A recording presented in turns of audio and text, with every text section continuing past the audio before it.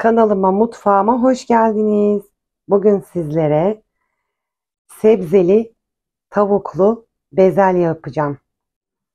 Konserve bezelyemiz. Konservenin yarısını ayırdım, yarısını yemeğimizin içine koyacağım. Bir baş soğan ve uygun miktarda zeytinyağı koyuyorum içine. Yani tekabül yarım çay bardağı. Ve ocağımıza alıyoruz. Soğanlarımız kavruldu. 3 diş ince kıydım. Sarımsaklarımızı içine döküp onları da bir çevirerek kavuruyoruz. Ve ardından biberlerimizi, havuçlarımızı döküyoruz. Havuçlarımız, biberlerimiz de kavruldu. İçine 200 gram tavuğumuzu koyuyoruz.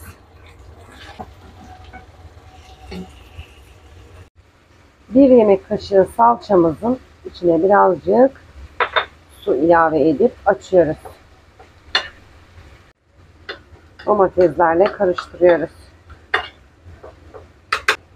Ve kavrulmuş tavuklarımızın içerisine döküyoruz.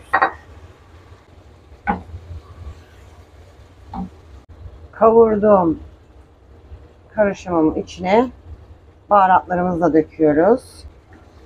Sebzelerimiz, tavuklarımız güzelce pişiyor.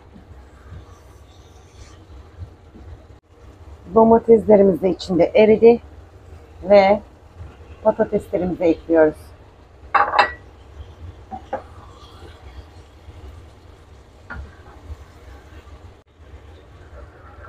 Malzemelerimiz kavruldu yeterince. En son bezelyemizi döküyoruz. Pişmiş olduğu için. Yemeğimizin içine 2 su bardağı kadar suyumuzu da ilave ediyoruz. Ve kısık ateşte pişmeye bırakıyoruz.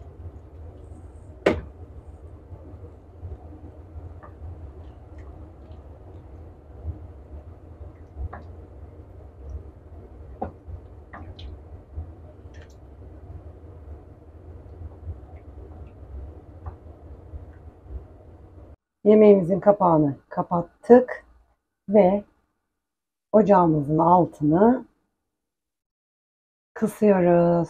Yavaş yavaş pişirmeye bırakıyorum. Yemeğimiz pişti. Ocağı kapattık ve şimdi servis tabağımıza alıyoruz. Bezelyeli tavuklu sebze yemeğimiz hazır.